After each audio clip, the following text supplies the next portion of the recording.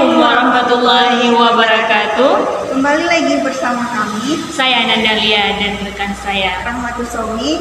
Dalam video ini kami akan menjelaskan materi tentang Teori Client Center. Berikut penjelasannya. Ini dipelopori oleh Kak Wilson Rogers. Beliau lahir pada tanggal 18 Januari 1902 di Oak Park, Illinois, Chicago, dan meninggal dunia pada tanggal 4 Februari 1987 karena serangan jantung.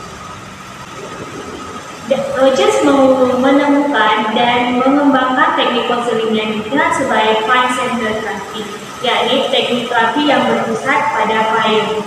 Dibandingkan teknik terapi yang ada masa itu, teknik ini ada pembaharuan karena mengasumsikan posisi yang sejajar antara konselor dan klien.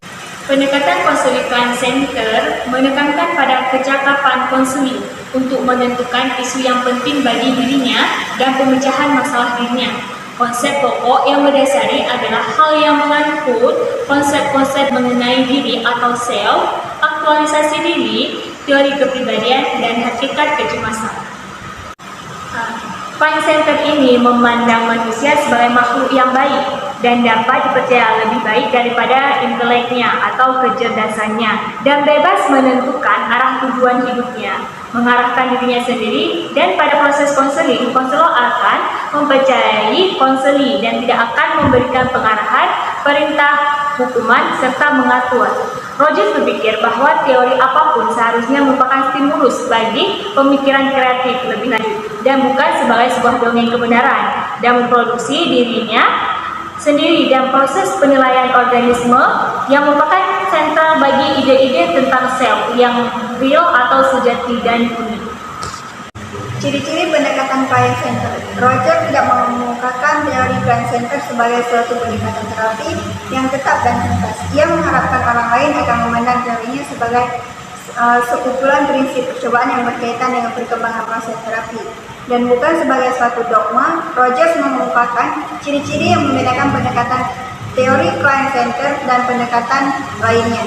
Berikut adaptasi uraian dan Rogers. Client center difokuskan pada tanggung jawab dan kesanggupan klien untuk menemukan cara-cara menghadapi kenyataan secara lebih penuh. Klien sebagai orang yang paling mengetahui dirinya sendiri adalah orang yang harus menemukan tingkah laku yang lebih pantas bagi dirinya sendiri. Pendekatan client center menekankan dunia fenomena klien dengan empati yang cermat dan dengan usaha untuk memahami klien. Client center, psikoterapi hanyalah salah satu contoh dari hubungan pribadi yang konstruktif. Konseling mengalami pertumbuhan psikoterapi di dalam dan melalui hubungannya dengan seorang yang membantunya melakukan apa yang tidak bisa dia lakukan sendiri. Teknik client center. Pendekatan client center ini sedikit menggunakan teknik akan tetapi menekankan sikap konselor.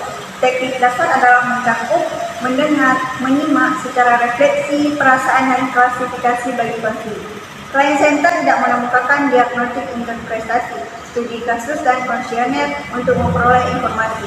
Rogers mengemukakan proses konseling, maka teknik yang digunakan itu ada 7. Yang pertama, penerimaan, yang kedua rasa hormat, yang ketiga pemahaman, yang keempat menenteramkan hati, yang kelima pernyataan terbatas, yang keenam memantulkan pertanyaan dan perasaan, dan yang ketujuh yang terakhir memberi dorongan.